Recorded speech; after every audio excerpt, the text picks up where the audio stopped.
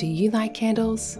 We all know that I love candles, and I love the candles from Remy Moon. They are an Australian-based small business and they make the best and most magical candles. All of their candles are made with high vibes, pure intentions, and each one is crafted with a little bit of Reiki healing that also suits the intention of the candle itself. All their candles are non-toxic and vegan, so they don't harm us or the animals. You can use the code Suburban Witch for 15% off all of their products, and it's only for listeners of the Witch Talks podcast. Simply head to remymoon.com.au to get your candles now.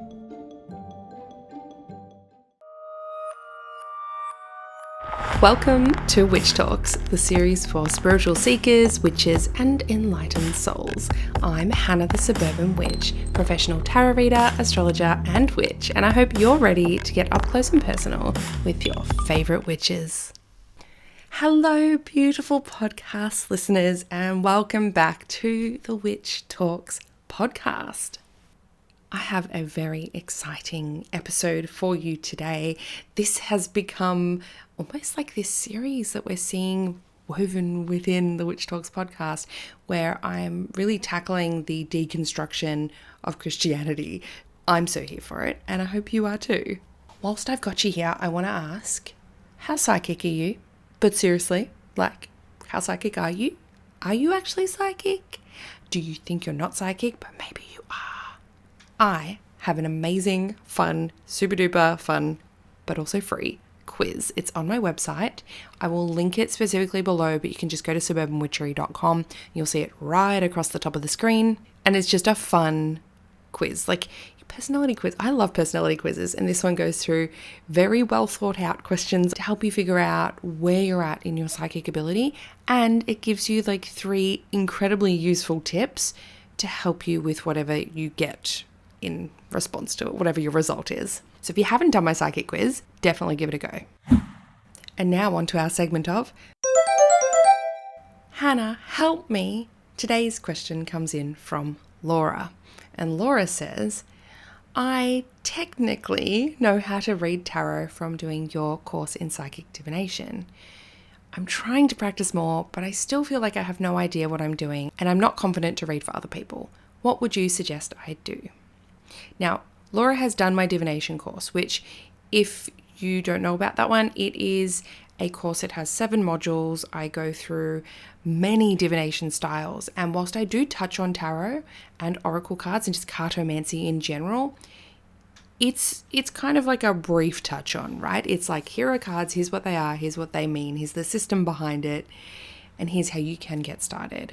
But it's not an in-depth. So there's a couple of options here, Laura, and anybody else who wants to learn how to do the tarot. So you may have seen that I do have a tarot class, a specific tarot masterclass workshop, right? It's 3 hours long.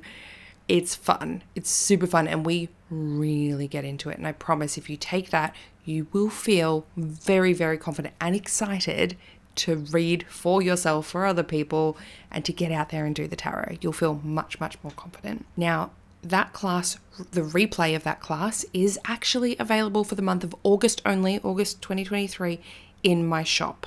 Okay, and then at the end of this month, I'm pulling it because it's going to become a bonus for when I relaunch my psychic divination course.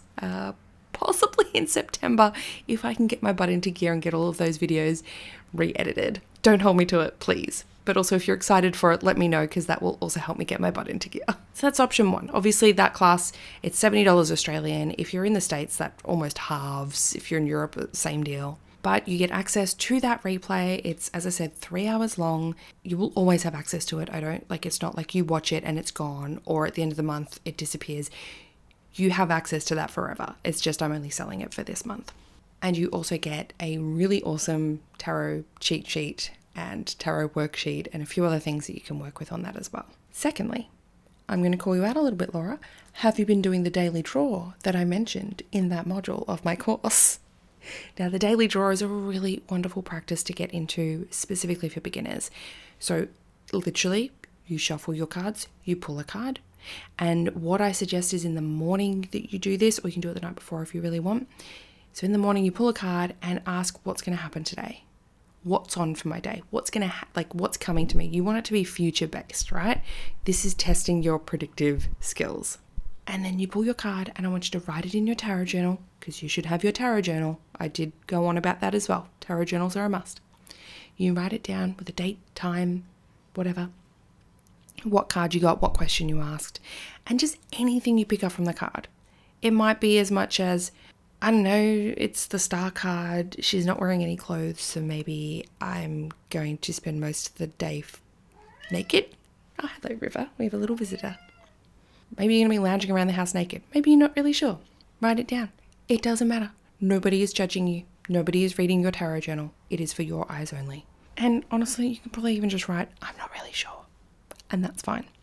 And then put it down, go about your day, and try and forget about it. At the end of the day, I want you to pull your tarot journal and your card back out. Look at it again with fresh eyes from knowing what did happen throughout the day. And maybe you're like, okay, well, I didn't spend most of my day naked. How sad. And maybe you're like, oh, but I did do this and I see that in the card. Or maybe you're like, I don't know what it means. This is the time where you can Google after you have exhausted your own mental awareness of the card or ideas or anything that's coming through. And then when you Google it, like, what does this card mean?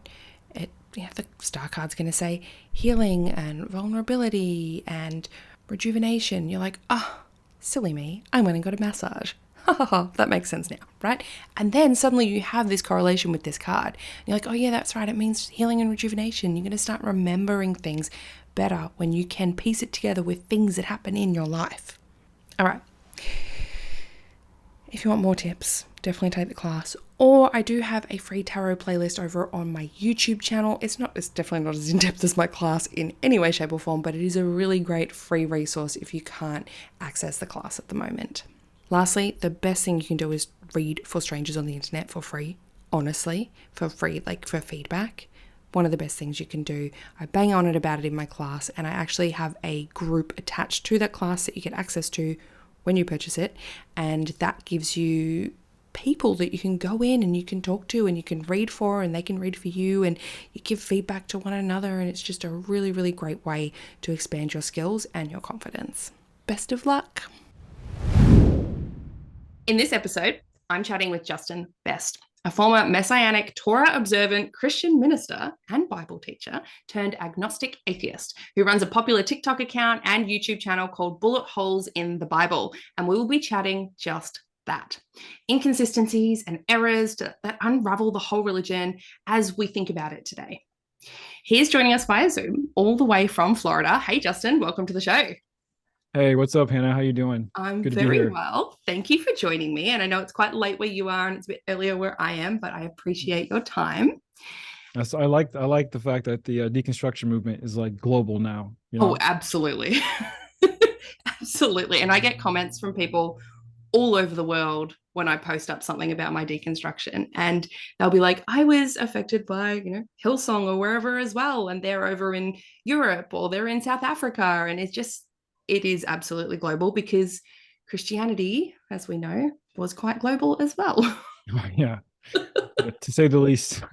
Yes, absolutely. So we're going to start off with what I do with most of my guests, which is pulling a tarot card, which you said you'd be comfortable with. So do you Definitely. have a question, or would you like general guidance or anything like that? So I can ask a question and you can You can give me ask, guidance. you can ask anything. So you could ask a specific question like, hey, I'm not getting along with a friend. What should I do about the situation? I Hmm. generally guide people to asking choice-based questions rather than fate-based questions. So Hmm. fate-based is like, will this happen? Because that presumes that it's all set up in fate, destiny, and karma, and we have no control.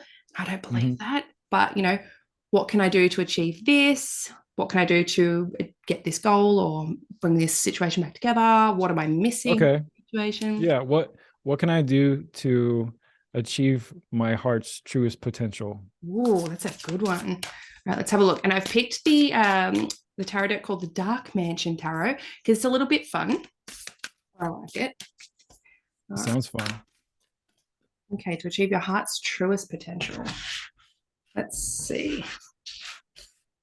So the images in this are very like Tim Burton inspired. Nice. Makes it funky. All right. And you've never had a tarot reading before? Never in my life. All right. So this is funny. I'm quite surprised. So every card, since you've never had one before, there are 78 cards in a tarot deck, and all of them will have like traditional meanings. They have traditional imagery. Different decks will have like a little spin on it depending on the artist, but most of them have very similar themes at least. It's like rules with it. Now, similar to a playing deck of cards, there's 4 suits. So instead of spades and hearts and diamonds, we have pentacles, which is like the earth sort of vibes. We have cups, which is water, and we have swords, and we have wands as well. So we've got all of the elements in there. Now, this is a pentacles card, and the really fascinating part about this card is called the 5 of Pentacles, and I'm going to explain it to you. I'm holding it up to you so you can see. If you're watching on YouTube, you can see it as well. This is one of the cards that has a church in the background. Not many of the cards do. So it actually has a church in the background, and we have these 2 people sort of like out in the cold. It's snowing. 5s are about change. There are a number of change, and it's not easy change. It's difficult change. Okay. So being able to change something that you're really grounded in, which, I mean, you've already done, but I think that's potentially even going to be a lesson that keeps coming up as well. There's also this idea of sanctuary that comes in with this card. And I think what your heart's truest, I guess, potential is providing sanctuary for people. However that happens, however you have to change in order to do that, that's what you're doing for people. And that's, part of why you're here is to provide that feeling of safety and sanctuary, almost welcoming people out of the cold, right? You are that person that welcomes them in and says, hey, let me help you through that. That's crazy. How does that feel for you? That's literally exactly right. My wife and I talk about this all the time, and that's since 2017. That's been my goal, is to try and provide community and sanctuary for people who need it. Of course, before it was Christians when I was studying theology, and now it's for deconstructing people. So yeah. Wow. It's when I flipped it over, I was like, whoa, I'm getting all as well. So it's a really interesting card. As I said, 5s though can be kind of uncomfortable. So that change can feel uncomfortable. So it's also like providing that sanctuary through people who are going through that discomfort or feel pushed out or feel like they're out in the cold with nowhere to turn. That's the sort of vibe that it has. And being a Pentacles card, that's the earth element. It's slow. So it's not a race. It is not reckless. It is well thought out, and it is grounded in practicality as well. Awesome. Yeah.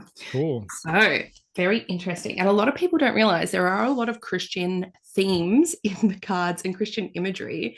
There's even one card called the Judgment card, and it literally has an angel with a trumpet in the skies and all these people standing up out of their coffins. So it's very religious themed in a lot of ways in terms of the traditional decks. It's really it pushed me away from it a little bit even in the beginning, because I was like, no. Yeah, you're like, what's all this church stuff? Yeah. That's funny. So I would like you to set the scene for us. Were you raised Christian, or did you discover it later in life? I was raised Christian. I was born and raised in the church, to the extent that my only social circles were Christian families from the day I was born. The only time I had friends outside of the church was when I went to public school a couple of different years. But yeah, I mean, every time the church doors were open, most of my life we were there. But specifically in high school, which was where I went to a Christian school and played on a Christian basketball team, and my youth group was there, and literally my entire social circle was there. That's when I was old enough to really start understanding theology to an extent and the different doctrines, and really actually start caring about it. And that was an exclusively what I call a Christian bubble that I was kind of living in until I joined the Marine Corps, and it kind of disrupted my perspective a little bit. But yeah, I mean, I was just completely born and raised with it, not just on like a surface level extent, but to the point that I was really interested in like the higher theological concepts of Calvinism or fundamental Baptist or Pentecostalism and things like that. So yeah. What was the denomination that you were raised in? So I was raised Southern Baptist when I was young, and then I became a Reformed Calvinist, which is a Presbyterian church. Mm-hmm. And I stayed in the Presbyterian Churches of America specifically, from 14 all the way to 30, 32 or something like that. Mm-hmm. That is a Yeah. long part of, like, big chunk of your life there. Yeah. That's really fascinating. I had a similar feeling in terms of the bubble of Christianity. Mm-hmm. Primary school was a public school, so I made a couple of friends that weren't Christian, but most of our time was spent with families from the church, being at church multiple times a week. And my Mm-hmm. high school was Christian, so it was very much that Mm-hmm. bubble. Yeah, you get it. Yeah, it's rough. We were talking about this last week, my mum and I, after watching the Shiny Happy People documentaries, and she's like, we only had friends in the church. It was kind of looked down upon if you had people who weren't Christians in your life, Mm-hmm. even if they were Right. family, which is so Mm-hmm. wild to me now. I know. I know. It is. It is. It's especially, I don't know, considering evangelism is supposed to be an important part. But, actually, on that note, I just read recently that a giant census of church spending found that only 5% of all spending is ever spent on evangelism, actually, outreach by churches. The rest goes to salaries and performances and I'm not all surprised. that. So, I'm not surprised. I remember watching when I had to go back to church after being kicked out. It was a few years later, I reckon, maybe 5 years later. My stepbrother is still in the church that I grew up in mm-hmm. and heavily involved. And he invited us back for the Christmas spectacular, is what they call it. Nice. And I was like, great, I'll support him. So we went. Spectacular. Yep, exactly. And I thought he was performing. He wasn't even performing. He just, like, I don't know, did some of the backstage stuff, whatever. So went to support. And I remember sitting in those seats. And this is 5 years out. I've been unconscious, like, subconsciously deconstructing, but not doing it purposefully. Mm-hmm. And I remember they put up this big video on, buying these water sanitation devices for some third world country, and support today, donate today towards our missionaries. And we're planting a church where we're doing it, of course. Mm-hmm. And I was watching it, and they're like, if you give X amount, we can make our goal of whatever the goal was. It wasn't that much in the scheme of things, maybe $10,000, $20,000. Right. And I remember looking at it and I was like, they've got triple that just on the stage, just in the Mm-hmm. production value that they've put into this. If they Mm-hmm. didn't have all the pomp and ceremony of, like, whatever $1 million renovation they've just done on this mega church, they could have paid that for how many countries? And that was, I Oh, think, I another know. critical part in the Mm-hmm. deconstruction, the return and the whoa, what are we actually watching? Yeah. Oh yeah, I know. My wife and I last year, and way after we had deconstructed, went to a dance recital that my daughter, she was taking ballet, and they had this dance recital at a church, and we thought, well, they're probably just using the building or something, because it was like on a Monday night or something. So we went to this giant church to go to this dance recital thing, and they had the audacity to send an associate pastor out at the end of the performance with a microphone to encourage everyone there to pass the plate and give to the church, even though the church had literally nothing to do with the performance. And we were just like, like, what are we doing here? We hate being here. It's so shameless when you see it from the outside. You're like, could you guys be more obvious that you're just money grubbing? Like, Mm-hmm, mm-hmm. ugh, I'm not going to finish Absolutely. that sentence.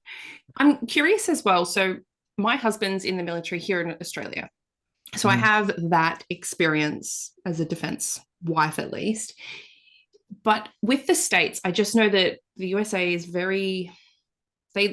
a lot of the, I guess, government areas like to believe that they are a Christian country. I Mhm. can imagine it's still having some form of, like, a lot of Christian people or Christian values intrinsic in the military. Did you see that? This is just a presumption on my part. Is No, you're dead on. That's a great question, actually. When I was in the Marine Corps, so I was in the Marine Corps for 13 years, and I was in the infantry, so it's really sort of rough and tumble type dudes, who want to be, involved in the hard stuff, so called. Mm, Um, and yeah, that group specifically was very conservative. I mm, would say it's like 98% conservative. Now, it's interesting though, because there was also a lot of, like, sort of closet ideologies that they didn't agree with. And there was also a lot of closet gay Marines that I knew, or they were at least bi. Mm. But it would be weird because they have all these conservative ideas about, everything else except for that one thing. They'd be secretly like, man, I wish people would be more accepting of gay people and things like that in the military. But it's interesting because um, so so many Marines I've met, I'd say the ones that I met that were sort of openly liberal, for one, they were college educated most of the time, and for two, they were disliked by a lot of people. Like, so it wasn't popular to support Mm. anything other than conservative ideas when I was in. Yeah. Yeah, which makes it hard. And I feel like, especially in infantry, at least from what I know, my husband's in the Air Force. They call it the chair force. Yeah. That My siblings are all in the Air Force yeah. too. They often look at, the infantry aspect as being, as you said, guys that are a little bit more on the rough edge, or like things that are quite dangerous. For me, I see that as people that can get radicalized really easily as well, Mm-hmm. Mm-hmm. especially with Definitely. those conservative beliefs and things like that. Did you see that happening? Well, there's not really any radicalization, at least that I saw within the scope of the Marine Corps, because everyone's very well trained to follow orders, and they probably predominantly do. Mm. So like we of course are influenced and burdened by political decisions made in the United States, in terms of who we declare the bad guys or who we fight or whose door we kick in and all that. But that's the fullest extent to I would have said I'd say I saw for radicalization. I didn't see any attempt to get us all riled up about this really stupid or unethical mission or something like that, personally. Well, that's good to hear. I mean, this is just thoughts that are kind of how I might see it. It's just so different over there as well. So Yeah. when you went obviously to the military, is that when things started to shift because you were outside of your bubble? What was it that, I guess, burst this bubble, the straw that broke the camel's back for you in In terms of? terms of religious Yeah. thinking. So I actually got out of the Marine Corps in 2015, and I finished my bachelor's degree, which I was able to get most of for free when I was in. So I had a program where I got 3 years of free college, um, and they also pay your rent for you while you go to college after you get out. So since I had already completed a lot, I was able to go get a master's degree and then a master's certificate.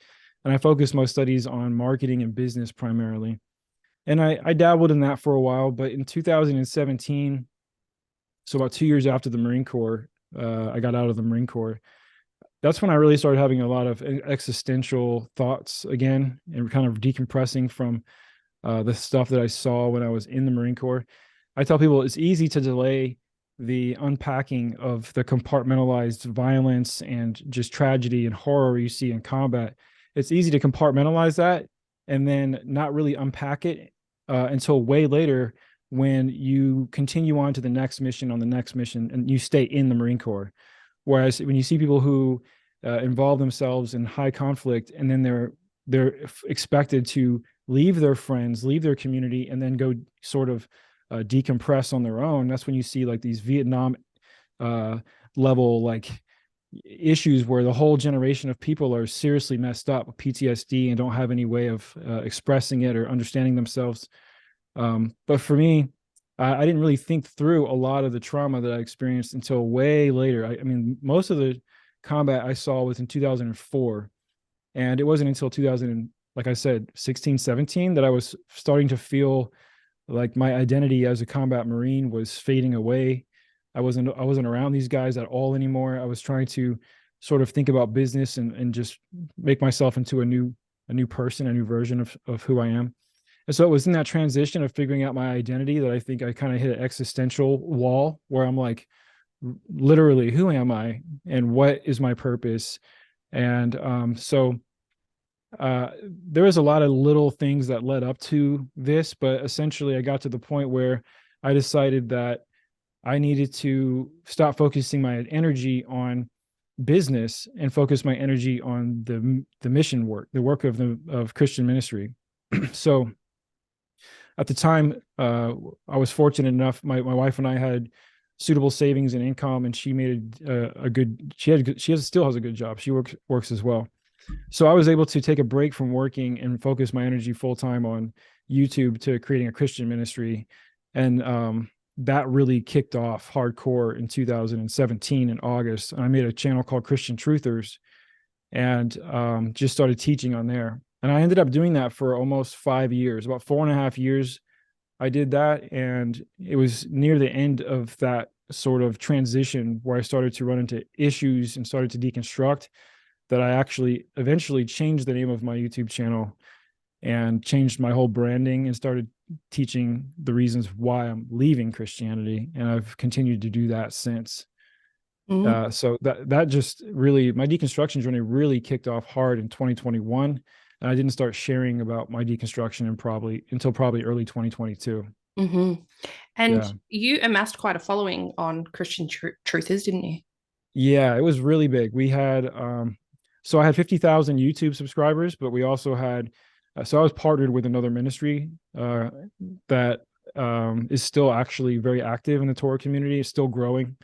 But when that ministry was just beginning, and so was mine, we partnered up and we created an online community where we had, so he had over 100,000 subscribers. I had like 50, but together we had a community of 900 people who were literally broken down into groups of 10 and subgroups of 10 for discipleship and for leadership. We built this sort of like online church structure.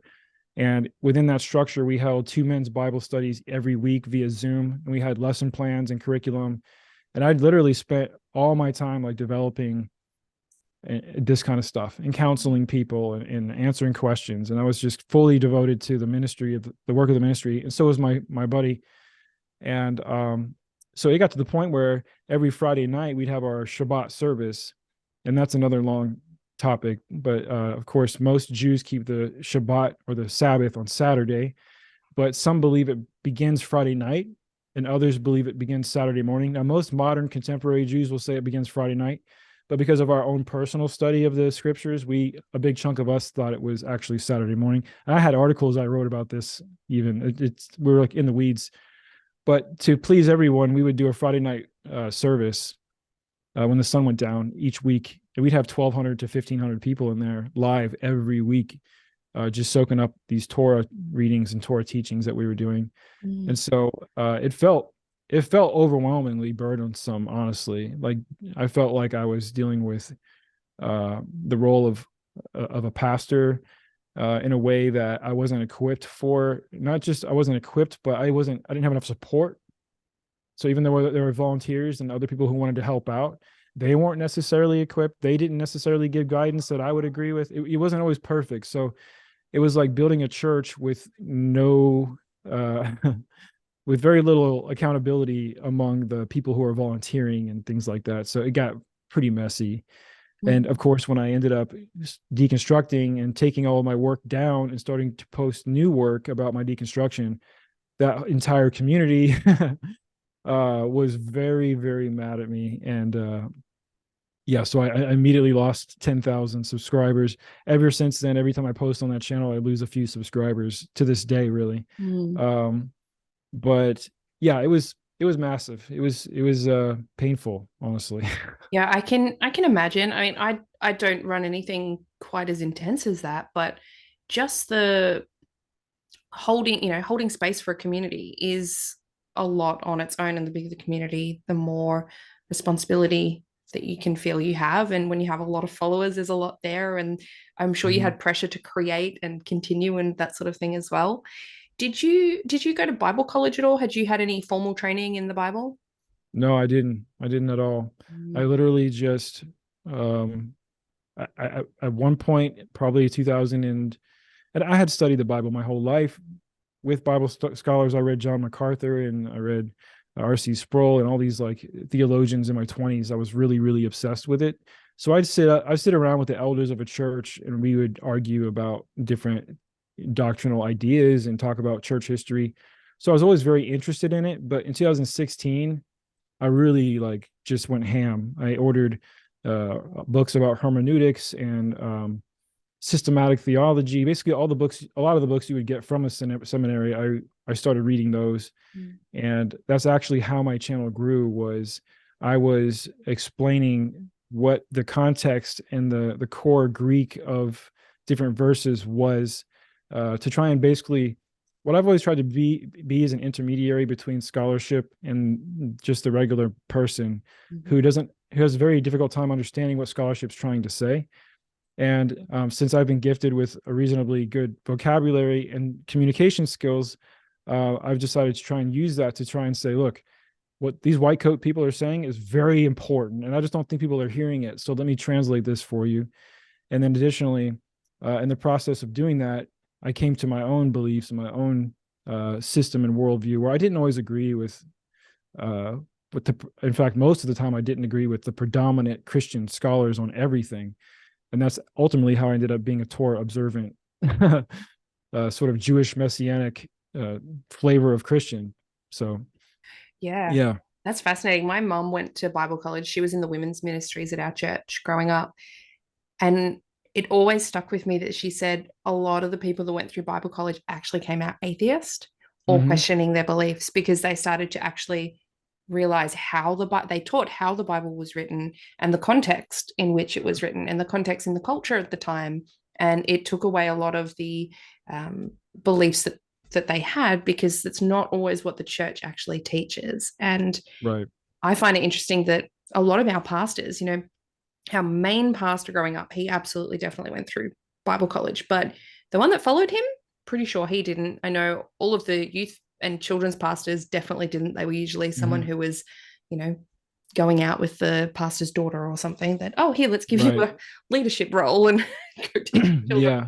So a lot of the people who were teaching the Bible hadn't studied it in that aspect, which is very fascinating. But I want to know, so when you were going through this, obviously you're reading all this higher education, I guess, around the Bible and the original text and things. I'm sure you got into things like the apocryphal books and the things that weren't included in the standard Bible that a lot of people read. What was it where you started to go, hang on a minute, something's not sitting right? Something's not right here. Actually, it was the Torah and the Hebrew root side of my belief in my study that ultimately led to my deconstruction. And I could talk about this forever, but essentially, the more I studied the Torah, and I held the belief at the time that, and I can still easily justify and teach these verses if I wanted to, but I held the belief at the time that Jesus kept the Torah, and he did, well, to an extent. It's kind of like, depends on how you want to look at it, but that Jesus kept the Torah to become a perfect sacrifice. And also, if you're a prophet, according to the Old Testament, you have to keep the Torah and be a righteous man. Yahweh or God doesn't use unrighteous, unclean men in the Old Testament for things. He used righteous men according to the law. And Jesus would have to fulfill that righteous requirement according to Deuteronomy chapter 13 and 18 to be a real prophet. And he'd have to teach the Torah and keep the Torah according to the Christian narrative to become the perfect lamb sacrifice, which that by itself is actually contrary to the Torah. So the more I dug into Torah and read Torah and also studied under different rabbis who have been teaching the Torah the way they teach it and the way they've been teaching it for, thousands of years, I realized that a lot of the perspective that Christians lay over and lay onto the Old Testament texts is really like wishful thinking in a way. For example, many Christians still believe that there's like 2,000 prophecies about Jesus in the Old Testament or some crazy stuff. I had a book that said it was 114 Bible prophecies in the Old Testament of Jesus. And the more I dug into that stuff, the more I realized that was not true and wasn't accurate. And their depiction of these prophecies was taken way out of context. And when you start really understanding the context, it starts to fall apart very quickly. But specifically when it comes to righteousness, because I and my partners and the people following us were obsessed with biblical righteousness and being clean.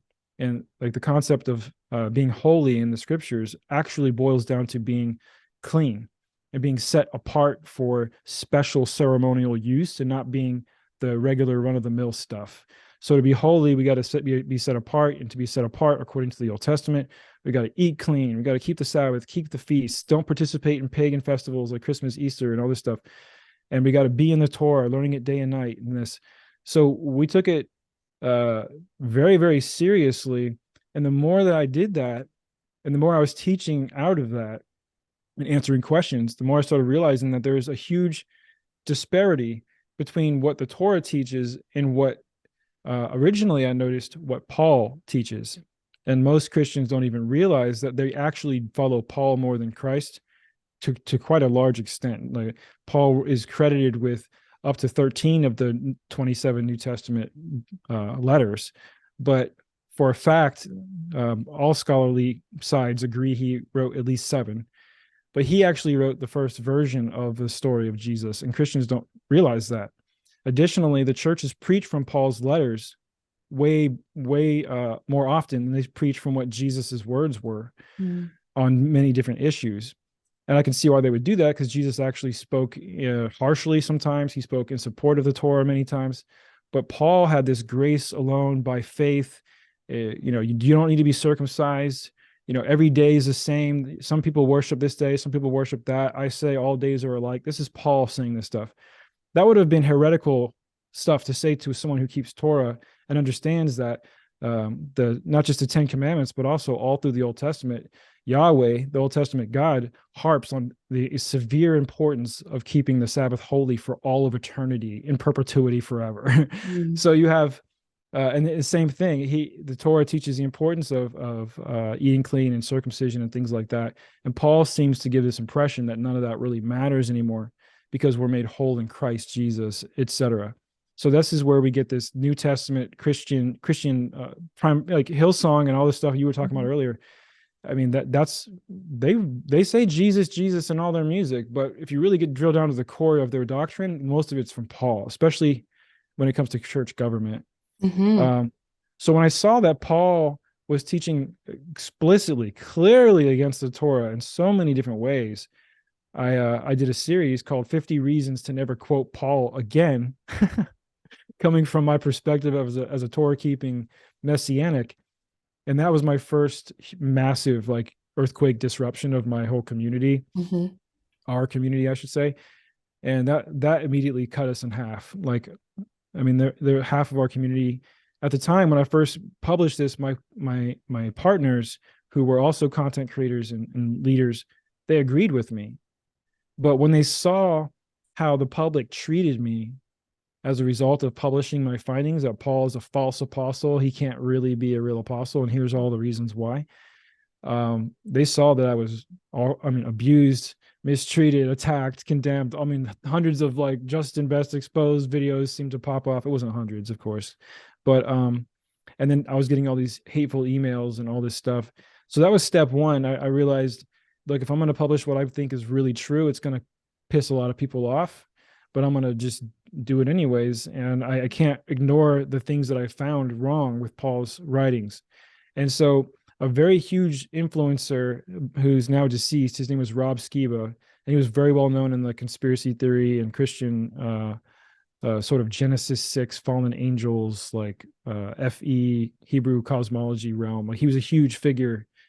And he ended up becoming one of my friends before he died, but he saw my findings about Paul and got pretty upset, to the extent that he and I had this conversation, and he realized, look, if he even entertains what I'm entertaining, then this destroys the entire gospel. And so he's like, if you do this and go down this road, it's going to destroy your entire ministry and destroy the entire gospel. And so that's when I said, you know what? I'm going to prove that you don't need Paul at all to take a Jesus and make him fit into the Old Testament as the prophet who should have come right when he should have. And I wanted to prove that he met the requirements to be a prophet, and he acted like one and did the right things, and that his sacrifice somehow did tie into some Levitical requirement. And to prove Rob Skiba wrong, no, just because I pull Paul out doesn't mean everything else has to go.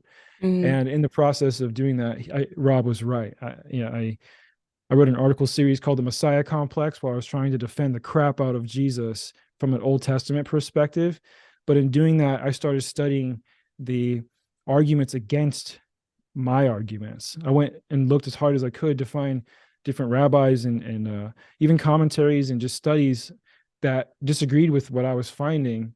And I wanted to know why, because you can't say that you've made an honest decision about a belief if you don't hear the argument. Mm-hmm. So once I started hearing those arguments, my life was changed forever, because I realized the Old Testament prophecies don't point to anything with Jesus whatsoever. In fact, they're clearly fulfilled in and of themselves, like within the same chapter or the next chapter in almost every case. Mm-hmm.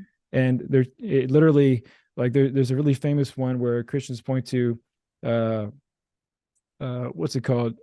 I think it's in Isaiah, where a prophet's talking about his son being basically hurt or abused because of the sins of Israel and all this stuff. And people point to that and say it's a prophecy about Jesus Christ being like, slaughtered on Golgotha and stuff. And if you look back, the prophet explains 2 chapters before that the son he's directly referring to is Israel itself, personified as the Son of God.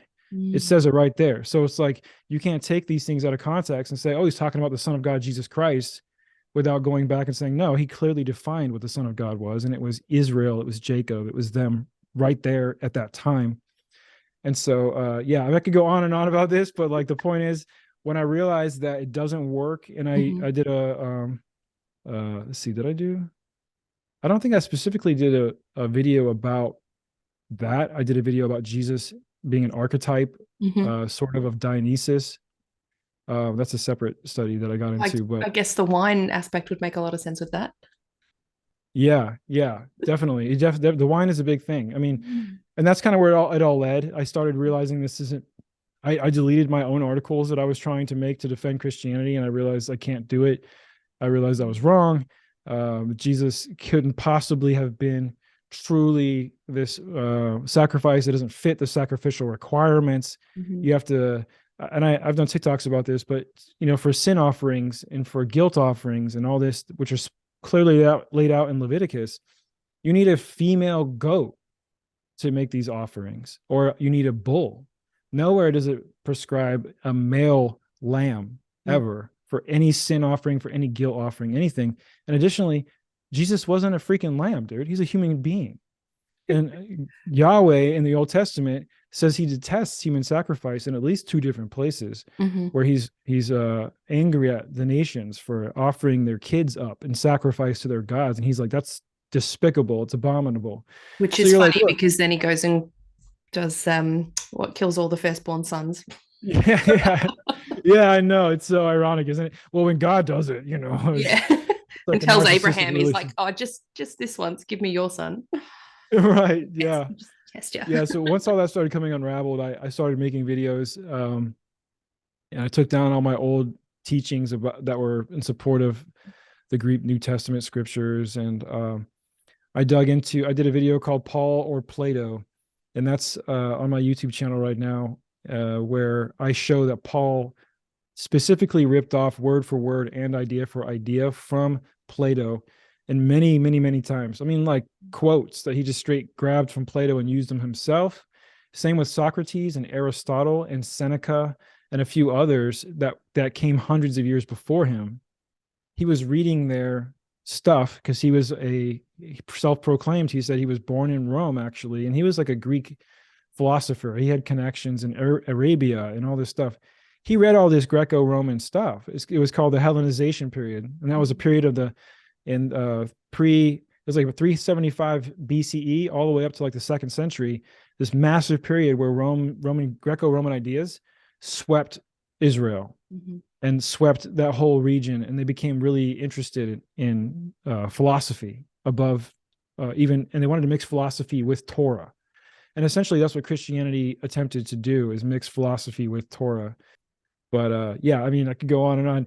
So and then I got another video where I did a really deep study on Jesus, comparing him to Dionysus, and that's just crazy. I mean, Dionysus goes way back, like 1000 BCE, and for a fact, we know there's a play about Dionysus in 405 BCE called The Bacchae, which is written by Euripides. And in that play, there's so many themes that are played out by this Dionysus character that are identical to Jesus, and additionally identical to Paul's stories. For example, when Paul's on the road to Damascus to go persecute Christians, and he's met by an angel of light, or Jesus, or whatever you want to call it, it doesn't matter, apparition. First of all, there's 3 different testimonies of what happened in the New Testament, and they don't match each other. So there's no corroborating, there's no witnesses to this at all. Second of all, this is the same way that Muhammad was converted and the same way Joseph Smith was converted. Yep. Third of all, this is a straight ripped out of the Bacchae, where Dionysus is building his group of followers. And yes, they did the Eucharist ritual. He turned water into wine.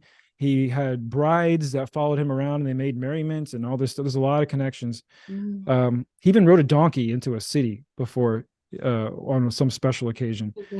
So I lay out a lot of those comparisons, but oh man, what was I going? Where was I going with this? So in the story of Dionysus, as written by Euripides, there is someone trying to persecute Dionysus and his followers, and his name's Pentheus, which is similar to Paul. And Pentheus is going around arresting and locking up and imprisoning Dionysus's followers. And on the way, Pentheus is on the way to go to some location to arrest and capture all these followers. And Dionysus shows up like an angel of light, an apparition on the road. And he even says a direct quote that's in the Bible that came straight from Euripides. He says, "It's hard for thee to kick against the pricks," is what the Bible says. And that actually came straight from Dionysus and Euripides. It's the same scenario.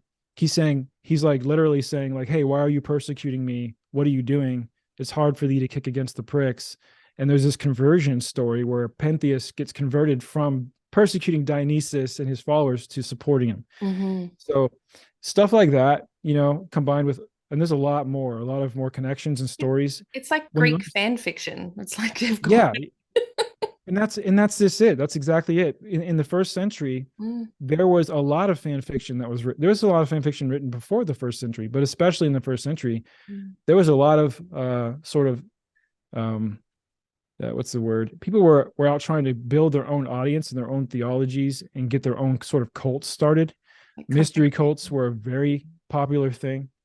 It's this idea that you get indoctrinated into the secret mysteries of some cult knowledge. And that was kind of how Jesus stuff started out. And you even hear Paul talking about the mystery of Christ and the mystery.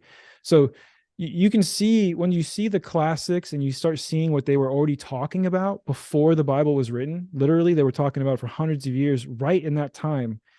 If you really comprehend that stuff, then you realize it's no surprise that the New Testament was written. It comes right out of the same stuff. You know what I'm saying? In all of your findings, have you come to the conclusion regarding Jesus that Jesus was not divine, or was it that Jesus didn't exist at all? What did you come up with from that? Because I know a lot of Christians, as soon as you say anything about Jesus isn't a thing, right? They go, "Oh, but Josephus said," and this here, and they start bringing up all these arguments. But I'm curious what your findings were. Great question. Yeah. So I actually had one of the premier, world premier scholars on this topic. His name is Dr. Richard Carrier, and I had him on my channel a couple of months ago. I actually have the video pinned on my YouTube channel, and it's called Jesus from Outer Space. And Dr. Carrier has written many, many books on this topic, but one of my favorites is called Jesus from Outer Space because it's a nice overview of many very deep things. So he's actually a professor of history from Columbia University. No, he had a PhD in ancient history from Columbia University. And I think he has a secondary PhD in something else. But he's been talking about this specific topic for years. And I'm honestly fascinated by his work and the work of many others like him. And he doesn't believe Jesus Christ it's not about belief. He's about probabilities, and he gives you the numbers and why. But he thinks there's a 1 in 3 chance that the story of Jesus Christ is based off of an actual human that lived. But he doesn't think it's at all necessary. In fact, it's the modus operandi, if you will. It's the standard for these type of archetypal figures to not have been real. For example, people used to believe, who was it? Osiris. Mm-hmm. Osiris was originally just a god that was never alive at all, and everyone knew that he was never alive. But through history, the Egyptians tried to historicize him, or it's also called euhemerizing, when you take someone and make them real. You start writing stories about their childhood and where they came from and their parents and how they got their powers and all this stuff. And now, over time, people take that stuff as being literal history of the king Osiris, and we know now that that's completely not how it works. That's the pattern. He points out very aptly that there's like 9, 10 figures like this where it was always fake, and then they tried to make it real after. And he says he thinks Jesus is the same thing, and I do too. I've been like, this has been one of my favorite topics for the last year, probably, is whether or not Jesus was historically a real person. And I've seen the evidence with Josephus and Flavius Josephus, yeah, and Philo. I'm trying to think of who else. I can't, off the top of my head, I can't think of the different people who had a vague mention of him. I wish I could remember the names off the top of my head. But when these names are mentioned, it's case by case. They're not all the same, obviously. But in one case, Josephus, for example, is only mentioning that these Christians exist, and he's only mentioning what they believe. Mm-hmm. He's not saying Jesus was a real person and we saw this happen and that's what went down. He's saying these Christians believe this and this is what they're saying. And in another case, there's an early first century Christian historian who mentions Christians and Jesus Christ, and he explains what they believe about him being the Son of God and stuff like that. But then he goes on to say that they're a crazy bunch of fools. You see what I'm saying? Yeah. So it's like, when you really dig into the mentions of Jesus in the first century, it actually becomes problematic instead of a support system, because in the first century, Jerusalem was considered one of the most highly literate cities on earth because of their focus in Hebrew and Greek at the time. They had good schools for that. It was like a necessary part of their culture to learn Hebrew so you could study the Torah. Mm-hmm.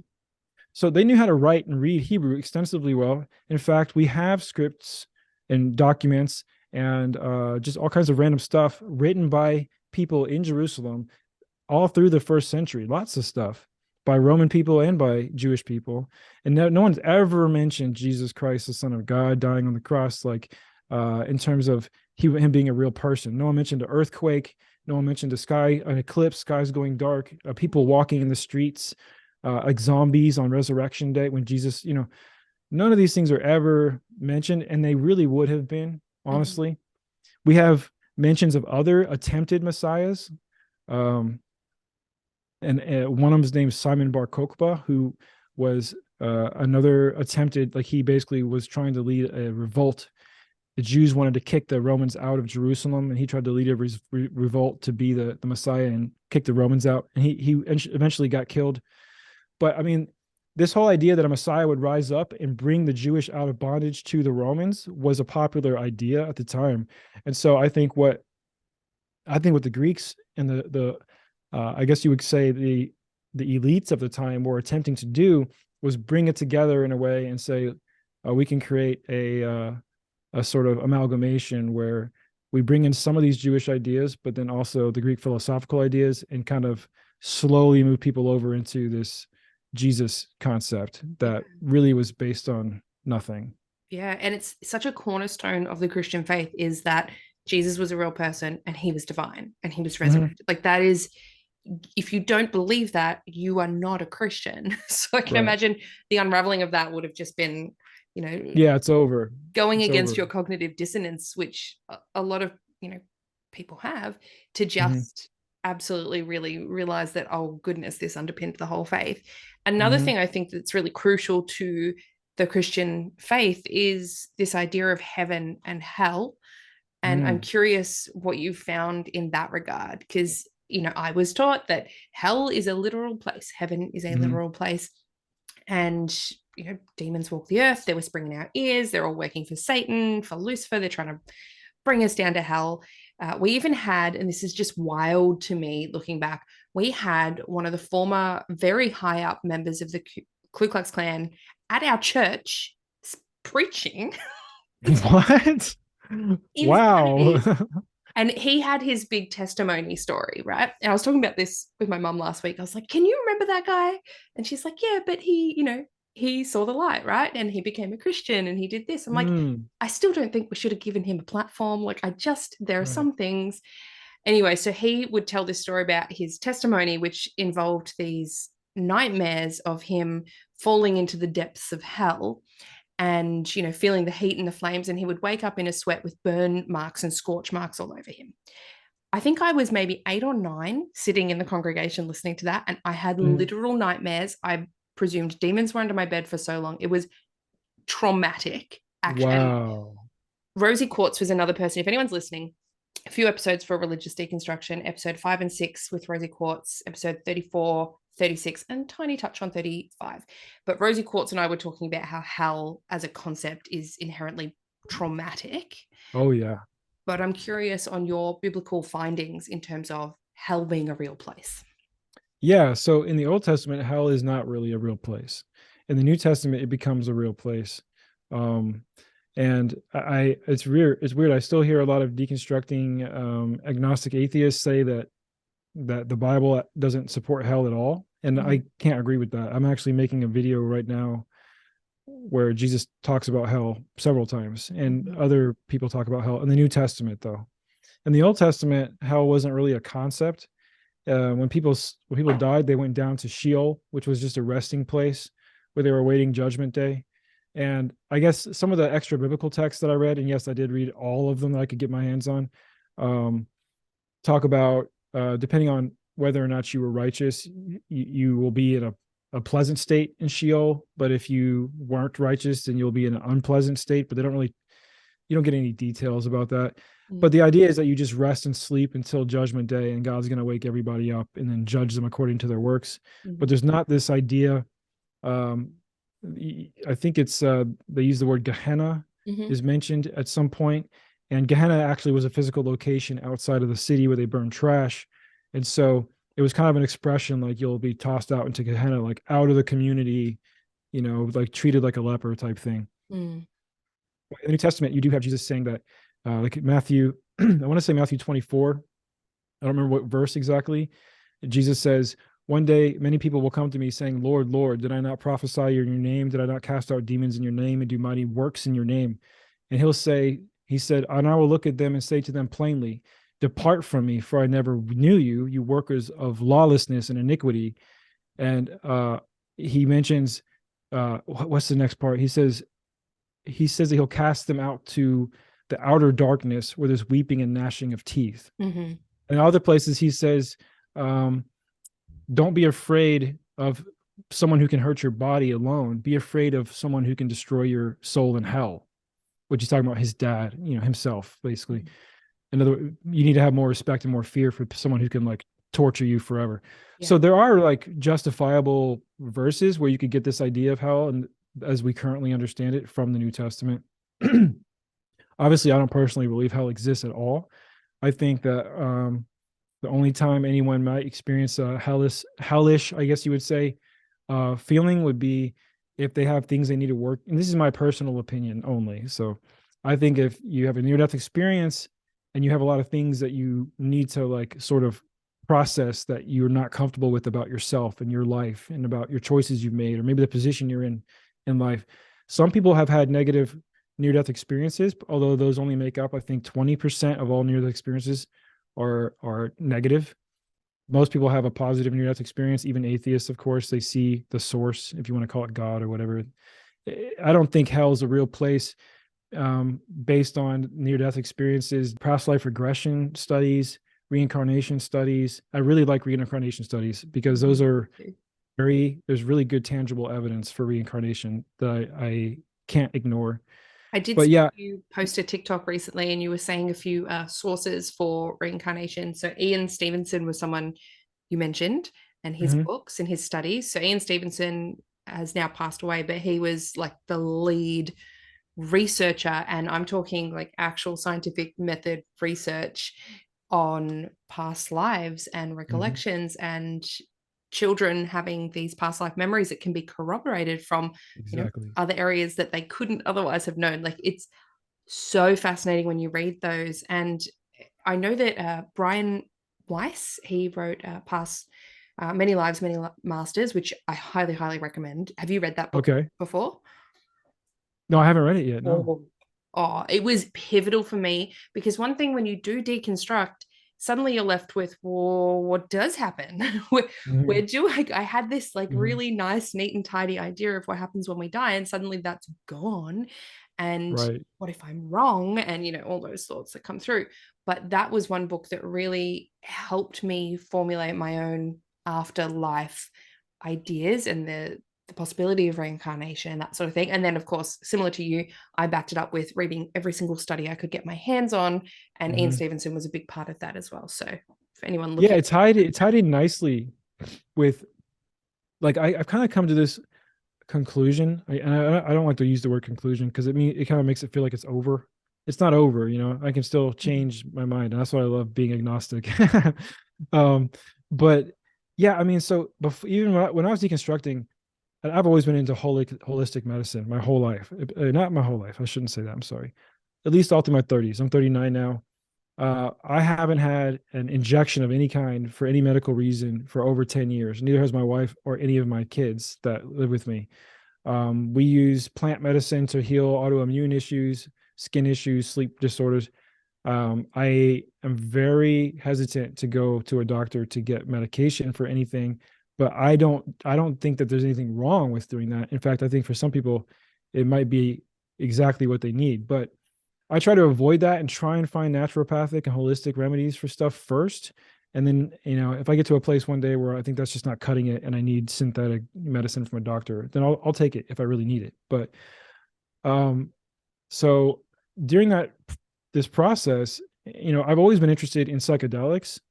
I've always been interested in psilocybin mushrooms, Mhm. DMT experiments, ketamine, um, and there's ayahuasca, of course. I just love like listening to these long stories about people and what they're trying their best to explain what their experience was when they literally have these otherworldly out of body type experiences, whether it's because of a near death experience or any of the other reasons I mentioned. And it just seems like, although the different experiences are definitely different, and like scientists are looking at how different is a near death experience from hallucination or from DMT. Mhm. There's some similarities, but there's also a lot of differences. So how different are they? And so those things are being corroborated. Like, yes, there is a difference for sure between a hardcore NDE and a DMT trip, Mhm. but it seems like in all these realms they come back with very similar information. And to me, those things that I'm seeing, just sort of like vaguely mentioned, like wave tops here, are uh, our understanding of God is not correct. Essentially, that it's an energy source that we are all a part of, and we all came from, and in a way, we are all it. We're like, if we are God, if you want to put that in parentheses, we're like God's hand reaching down into like the world, and each of us is a finger coming from the same place or something. And I'm not kidding. I've got this like meme saved on my computer, and it is like this creature underground with his hand up through the dirt, and each of the fingers is a person. It says me, oh, also me. And I was just about to describe that to you, and you've used pretty much the exact same analogy. wow. See, corroborating stuff, man, it's Yeah, everywhere. synchronicities. But I don't know if you've ever read anything about Hermetic philosophy or the book called The Kybalion. Oh no, I haven't read. I've read very little like Kabbalah type stuff, but not the Kybalion. So the Kybalion is like it's Hermetic philosophy, so it's based in Greek and Hermes, and Oh, um, okay. very very intriguing. It was another core like philosophical thing for me in terms of rebuilding my belief system after Christianity, and in that it describes that there is a source of all energy and that we are basically that source experiencing itself in a myriad of different ways and that everything Hmm. goes back to the source. So Hmm. similar idea. And I've again, since reading that and understanding that, seen that time and time again through similar things like what you're describing as well. So Yeah. it's Yeah, interesting. another commonality is the expression of love and Mhm. forgiveness and empathy and oneness. And just like, again, whether it's a trip or NDE or past life regression or whatever. It's like they come back and they're like, man, once you leave this place, you realize immediately that like it's it's totally fine that you're, for one, no longer playing this character anymore. And you realize that like the whole time the only regrets you had are like that you didn't love people more, that you weren't kinder to people, you know. It's not like you, I don't know, it's almost like the ultimate test at the end for from all these different perspectives, different cultures and religions. They all come back and they say, yeah, God isn't what I thought it was, but one thing's for sure, it's made out of pure love and light and energy. And I want, now that I've seen that or been there, I felt that, all I want to do is radiate that love and that light.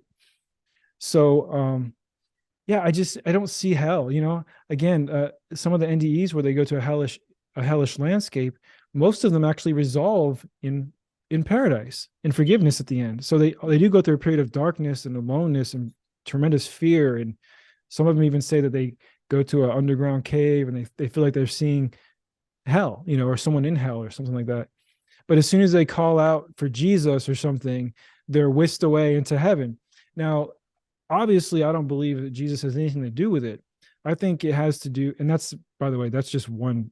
People also go to like non-hell, there's other examples where hell and Jesus aren't the words used, but they're similar ideas. Like they go to a hellish feeling and then they cry out for help. And as soon as they cry for help, they're removed from the scenario. And I think that's, I think in a way that's sort of like a subconscious inner working, like something that needs to be worked, that your mind's moving from a place of fear to moving to a place of hope. And then once you do that, maybe your consciousness elevates to a hopeful place. I don't know. But most of the time, that's not the case anyways. Most of the time you have these staunch atheists who don't give a crap about God whatsoever, but they still go on to have this experience with source. And they come back like, wow, there is an afterlife. I believe that. I saw people that I shouldn't have been able to see. I know things I shouldn't be able to know. And I just think there's like this knowing that's kind of growing, this growing knowing that's happening. And I don't know. My personal opinion is like, that's like lower level things, like the Indians use tobacco and peyote. And other cultures use cannabis and marijuana. I love marijuana. I think those are like, in a way, like small, I guess they open you up a little bit to some of the realization of the universe and who we are and our identity in it. But I think like the heavy mushroom hits and the DMT just gives you like a much bigger sort of immediate lesson, like, you know. But anyway, that's just my own conjecture, but it is based on legit reincarnation studies and NDEs. So I think that it's as good of a possibility as any other. Yeah, sure. I mean, reading those sorts of experiences and that there are many of them and they're corroborated and they all seem to link up with similarities. It's a lot more than what I was presented with in the church. Mm-hmm. Yeah. There was a lot of talk about evidences of Jesus, but you know, I never really saw them, and you'd get sort of punished for questioning about that and doubt your doubts, not your faith, and all those lovely things they've got to tell you about. But yeah, it's very interesting. There's definitely something more. And love, I hear, is that key thing that comes along. Love and connection is the one thing surrounding, I guess, all religions, all spiritualities, seems to be that core element, even if it gets distorted by the way that the people present it. Yeah, I agree. And what do you say when people start talking about things like the biblical prophecy around Revelation and end times and all of that? It's a very big part of at least Pentecostal and evangelical faiths. My grandfather was a missionary, and my grandmother was very hardcore on the biblical prophecies coming true. It's happening now. It's going to be in our lifetime, and all of that aspect, right? Which I never really took a lot in. But what do you say for people that are so, what is actually in the Bible? Because I've heard some scholars even say, if you were reading the Bible, that's written as in it's already happened. And then most people believe it's yet to come. What do you take from it in terms of the way the Bible actually writes it? Yeah, so if you take it based on its contextual history and the way it's written, it should have already happened in the first century. And that's why there's actually a group of Christians called preterists, and they believe it did already happen, that the rapture already happened, and people rose from the dead and they were raptured into heaven and stuff. And maybe that there was a cover up or something, and we just don't know about it. But yeah, Jesus himself says that people who are standing here with him right now will not taste death until they see him return in his glory. And obviously that never happened.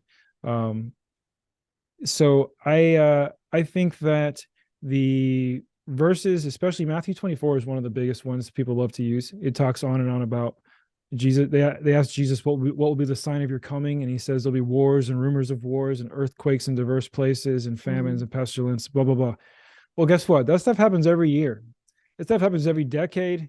It happens definitely every millennium, like every century. I mean, so the people who, if the gospel is to be taken literally by the people who read it and saw it when it first came out, which I'm not even sure that they took it literally back then. I think that we take it more literally than they did, because they might have been keen on the fact that this is all bullshit, because it's just like the other cult they just came from. But if they did take it literally, then they would have been expecting him to return before they died, his 12 apostles. And the river's drying up stuff. It's like, I'm so tired of seeing that. Like, people send me stuff and they're like, oh, look at this prophecy. It says the rivers are going to dry up. And they show me like that the Euphrates dried up in one area for like a day. And you're just like, dude, this literally, just use Chat GPT and ask it how often that happens, and you'll find out it happens all the time. Like, Yeah. or like a certain bacterial like flora will flourish in the rivers and cause it to turn red in one part of China for like a week, and they're like, the rivers will turn to blood. I used to fall for that stuff too, man. I thought the rapture was going to happen in 2017, to be honest. Like, I really thought something big was going to happen in 2017. My Based on grandmother was like really into, oh, what did she call him? It was this Israeli guy. He has this YouTube channel. It's really huge, and I guess it's almost like infiltrated a lot of people who follow Hillsong as well, that sort of brand. She kept talking about his teachings and how he was talking on biblical prophecy, and she had this weird obsession with, she taught herself Hebrew. She had this weird obsession with Israel, which a lot of evangelical Christians do, Yeah. not in the best way. But yeah, I can't even remember the things she said, but there were a lot of the war and that this is happening and Trump is a sign, and oh my gosh. Oh yeah, the last Trump. Yeah. Yeah. Oh gosh, I've heard that one too. So yeah. Yeah. And if you're still in that space, or if you're just starting to deconstruct, a lot of that can be really fear inducing. It can be like, oh, well, what if it is coming and I miss out? It's like that weird psychological control mechanism, I guess, that this has on a lot of people. So do you have any guidance for people moving through the fear aspects around things like hell and the rapture? Yeah. I don't know what to say, except to if you really study the rapture specifically, that came from a man named John Nelson Darby, who really popularized it in the 1880s and early or 1890s. So the rapture doctrine, I would say, wasn't prevalent or popular in the church from first century all the way up to the 1880s. So if you were born in 1850, you wouldn't be waiting on the rapture. No one was waiting on the rapture in 1850. They didn't think that was going to happen. And in the, I want to say 1881 or 1885, somewhere in there, John Nelson Darby helped to publish the rapture doctrine, and it was actually printed, his doctrine and his footnotes and his commentary on the rapture and the way he compiled it was published in a very specific Bible called the something study Bible, and it became the most popular study Bible among young pastors in the world. What's it called? Schofield Reference Bible. It's called the Schofield Reference Bible. That became the most popular like Bible in the world for pastors to use to preach sermons. And that Bible was also the premier Bible used at Dallas Bible Institute from the 1890s and all the way through like the 1920s. And so that whole era there, this rapture idea really became popular. The Mm. seminaries were teaching it, the pastors were teaching it, and it just got bigger and bigger and bigger from there. And then of course it really took off when we had these like Left Behind series and Tim LaHaye and all this stuff. There's a lot of Christian literature that are Mhm. fear mongering about getting left behind from the rapture and all Yeah. this. But yeah, I mean, that the real like hardcore obsessiveness over the rapture only really goes back like 100 years or so. That's And fascinating. I didn't even know. before that, it was hardly mentioned. Yeah. Yeah. Have you, I don't know if you had this in your household growing up. Did you ever hear of the book called The Bible Code? I've heard about Bible codes, but I don't think I know about that. Is it this probably the same thing? My mum bought it, and I remember reading it because I was like very Christian. I thought I was going to be a missionary growing up. That was my vision from God as a child. I was Mhm. going to be a missionary, and kicked out of the church meant that was like, what? I thought I had a mission from God. Very quickly. But the Bible Code, Not anymore. yeah, I loved that book. It was basically saying that if you put everything back into Hebrew, you can read across and down, and it predicted things like 9/11 and Mhm, all of mhm. these. Like, it's one of those, it pretty much just pulls on um people not being educated enough to understand Hebrew or any other things, and B, it just really finds things where there isn't any. It's Yeah, a real stretch. it is. It is a stretch. It But is. when your Uh, church is like, here, buy this book, this is really fantastic, and you're like, okay, and you just read it as if it's true, it can really mhm. warp your sense of knowing. Like, no, I've read the book, it's a thing, it's happening, right? Right. Yeah. It's very Yeah. hard to It's, move it's, away it's from. all hidden. Mm-hmm. There. I think they used Moby Dick to debunk this. I can't remember. I think it was Moby Dick. They had people use the same Bible codes um, technique Mm-hmm. and applied it to Moby Dick. And they got all kinds of prophecies out of Moby Dick Love that. about things that happened, Mm-hmm. about politics of the modern day, about this and that. So it's like when you have enough words in a book, it's not hard for an algorithm to pick up on patterns and point out things. It's Mm. not like I don't know. It's not like it's been useful in any way. If that's the other thing is like even if it was somehow we could prove that it was like real, it's not practical in any useful way either. But Mm-hmm. yeah, I never got too much into that because I thought it was kind of hokey right when I first heard of it. But I did have a friend who got super obsessed and he made a whole YouTube channel like trying to find Bible codes. That's all he did for like months and months and months. And he would always be trying to show me stuff. Look at this one, look at this one. And I'd look at it and be like, wow, dude, that's cool, man. But I was like, in my heart of hearts, I'm like, dude, stop this, bro. I mean, this is like, you know what I mean? It's nothing there. Yeah, So it's almost like that grab for that desperate grab for truth, mhm, to prove it to yourself, right? To prove that it yeah. wasn't all for nothing. Because I think a lot of people get that sunk cost thing as well. Like, I've put my whole life into this. Hmm. What, and I'm sure you would have felt it, especially with such a huge following as well, and the fellowship and the connection that also comes with that, which you know that if you step outside of, you will lose. And it's why a lot of people Hmm. hold off from leaving the church, because they're like, I'm going to lose all of my friends, I'm going to lose potentially my family and all of that. And I've then wasted, if I admit that this isn't true, I've wasted all of my life, right? So then some Hmm. people will just double down. They'll get Yeah. even more into it, or they Hmm. go down the like really conspirituality style route, the Hmm. conspiracy theories, and Hmm. it gets a bit weird and wacky. Or you end up slowly, softly, Yeah. quietly leaving, which Well, the is. conspiracy route is like the route that I initially was like excited about, Mhm. like, so I understand that. But the conspiracy route inevitably leads to you believing that everyone is evil, essentially, except for the people who have found what the Bible is really saying and have, you know, learned how to please God.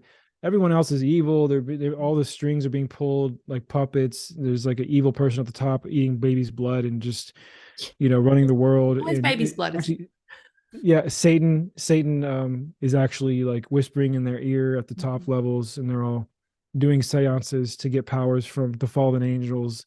And there's this huge conspiracy to hide everything we know about everything from us peons. And the reason for that conspiracy is just to hide the fact that the Bible is true. Mm-hmm. It's like, dude, why wouldn't they just burn the Bible? I mean, like, I don't know. Just, I don't think they're worried about the Bible being true. You know? I've seen a couple of your videos that do talk about things like, which I love. So just as a side note, I'm writing a fictional book at the moment, which is a supernatural fiction around the apocryphal texts and the fallen angels. Oh, cool. And I'm trying to make it as like, rather than biblically accurate, I'm basing it on the text as much as possible. But then there's like, I mean, there's gay angels, there's all sorts of stuff happening, right? So it's very far not in the text. But I've used the storyline, I've used the time stamping basically as much as you can get back then, the lay of the land and all of that. And what I'm trying to illustrate through this one fallen angel and his, I guess, mindset and his questioning, because it's from his point of view, is his realization that God is malevolent, right? What do you mean you could step in, you stepped in here, why are you not stepping in here? Why, what's happening here? And it's really fascinating to write, and it's actually helping me, again, the layers of deconstruction that we all go through. But I've seen some of your content on this idea of, is God malevolent? If he is true in the aspect of the Christian God, would he, because they all say, he's God, God is good, God is good. Right. But is he good? So what are your little arguments, just to finish off on, what are your little arguments against the God is good idea? Sure. Yeah. So I think that God's goodness, as understood, and for me, the primary source of who God is, according to Christianity, even and according to Judaism, is the Old Testament Yahweh. That's who we base this whole thing from. There wouldn't be any New Testament or any Christianity without Yahweh. So the idea of Yahweh being unchanging, everlasting and unchanging, he says he changes not, right? He's good yesterday, today, and tomorrow, et cetera, et cetera. There's lots of scriptures about this. The idea of Yahweh's goodness was based on a very narcissistic relationship. And I don't think that the past cultures understood that like we understand it today, that narcissism is used as a weapon and a tool to control people through fear, guilt, and shame, intimidation, gaslighting, on and on. And so when you look at, one of the biggest things that really changed my perspective on God in general, especially the God of the Bible and Christianity, was studying narcissistic abuse and narcissistic personality disorder.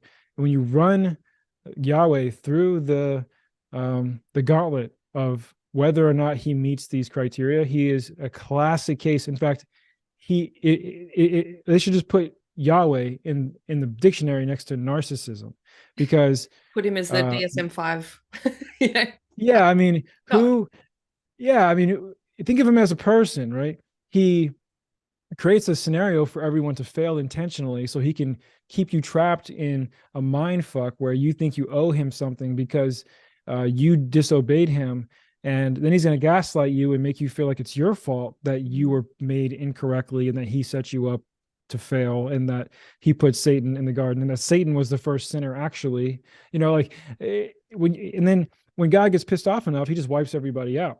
If he tests you and he doesn't like the way you react, well, he'll just kill you, and some of this even carries over into the New Testament. Some people think that a lot of the God's harshness sort of was dampened in the New Testament, but there's similar things in the New Testament too, where apostles collect up, tithes and offerings from their followers. And there's one case where a husband and his wife lied about how much money they had to give, and they only give a portion of it. And so the Holy Spirit, through the apostles, killed him on the spot and killed his wife on the spot, and they just buried him in the backyard. So God's very freaking harsh when he decides to be, and he's certainly not all loving unconditionally. That's for damn sure. But essentially, like the relationship we have is one where we have to provide him adoration or adulation at all times. And that's literally textbook narcissism. Why would a God who created us and is way above our emotion and our logic and our needs, he doesn't need anything.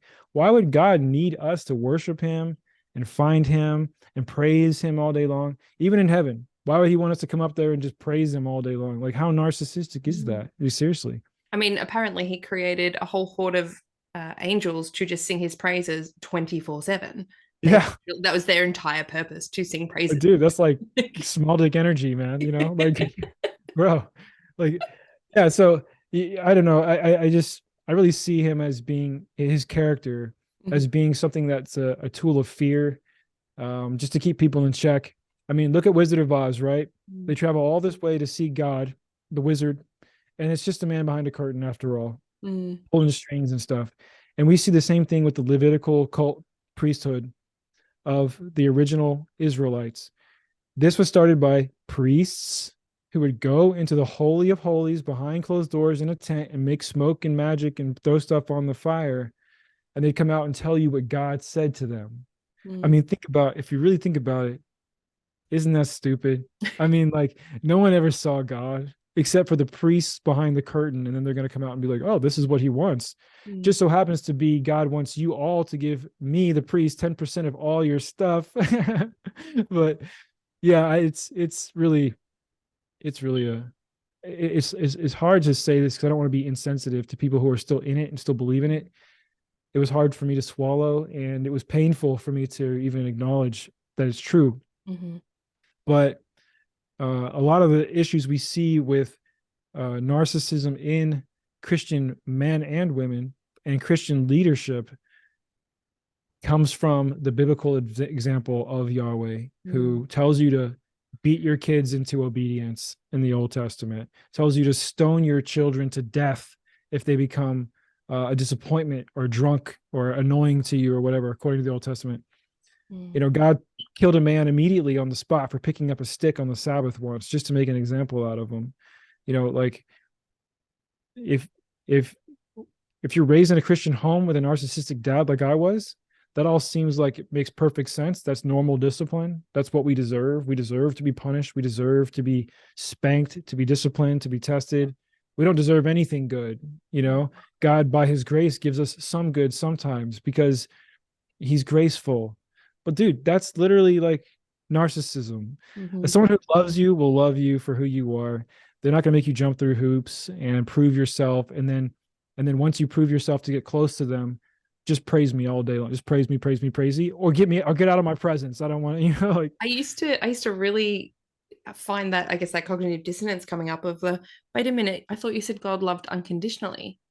Yes, he does. But don't I have to do all these things for then to get his love? Like, aren't there conditions? Like, he wrote 10 of them. Yeah, at least. Yeah. Yeah, at least. There's 10 commandments. There's a condition. So he's not loving unconditionally. So it's just this real, wait a minute, that's inconsistent. That's really interesting. And one thing that was coming up as you were talking there, and see if I can find my little train of thought again. Where was it? We're talking about God. That's right. So I just wanted to mention to anyone who doesn't know, Yahweh of the Old Testament was actually one of the 70 lesser gods in the Canaan religion, which is really fascinating. It's just the one that was, I guess, chosen for this religion. So he wasn't, the first and only God, which is the way I was taught. And that was, that predates. So he was around before the Bible. The second thing I want to mention was just from a witchcraft sort of perspective. So a lot of witches may be polytheist, not all, some are secular, but a lot of people have a belief in deities. I do myself, although that took a long time to go from religion where I was like in deity worship, right? Come out of it and be like, absolutely not, never again. And then go, actually, no, I think I want to. The way I see it, though, is I love that you used the word avatar earlier for Jesus, because I do see it almost like a thought form or this energy that collectively we've, created this entity, this being from all of the energy that we put into them.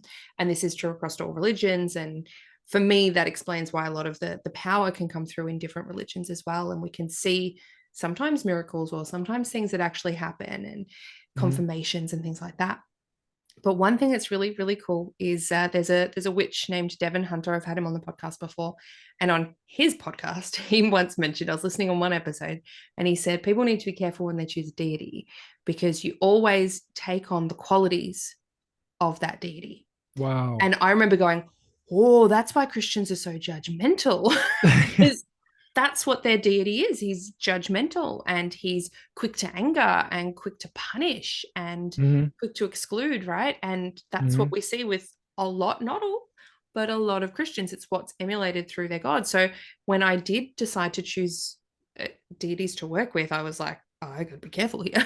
I don't want to Right, choose, right, right. Hmm. the wrong one. And, I think it's really intriguing. It's just a really intriguing concept to look at. And when you look at other religions and things like that. Yeah, I think honestly, like DDs are a useful tool for people, and um if it's useful, then they should go for it. Like I literally, that's what I love about being deconstructed is like I'm still open to spirituality, if you want to call it that, or paranormal, or the mysteries of the universe or whatever.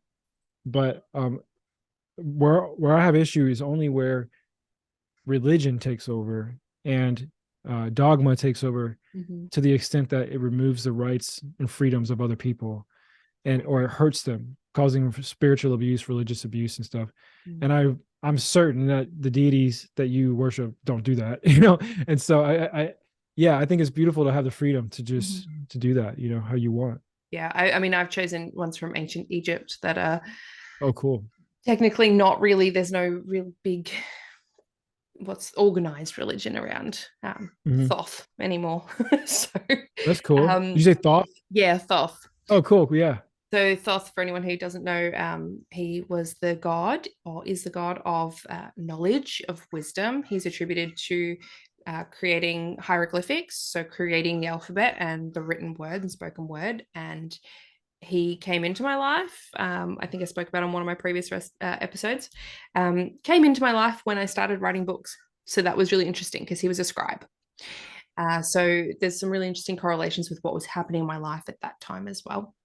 And he's also attributed with creating the tarot, if anyone listens to any of Aleister Crowley's teachings. So there's a lot of things there with what I do as a tarot reader and as a writer and all of these things. So I've found him to be, and again, he's a god of wisdom and he's very diplomatic, and he was often a little bit of a mediator between the other gods if you read the Egyptian texts and their myths. So I Hmm. like that. I'm like, he's a mediator. He looks at both sides, and it just feels less of a power grab. He isn't in Hmm. any of those scenarios. So for me, it felt like a Right. really good fit. He's also in Greek, he would be Hermes, and in Okay.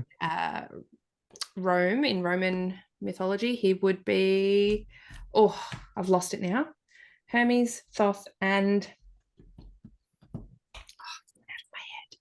then all three would be, they call him Hermes Trismegistus, three times great, thrice great. Mm.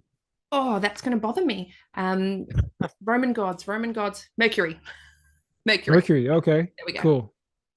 So, and for astrology nerds out there, I'm a Virgo, which is ruled by Mercury, so that also tracks. Yeah. That's cool, man. That's do you awesome. do you do have you looked into astrology or anything before? Not like seriously. I mean, I read horoscopes. My Mm-hmm. wife and I like to read all the stuff horoscopes for our kids.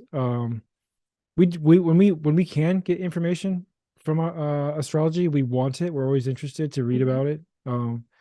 Especially my wife and I were both Sagittarius, and we just That's relate to the sign in every way That's so possible. funny. That is so funny. If I was going to guess, Sagittarius would have to have been in your big three because it's all about higher education, higher learning, and teaching Yeah. is a massive part of Oh it. yeah.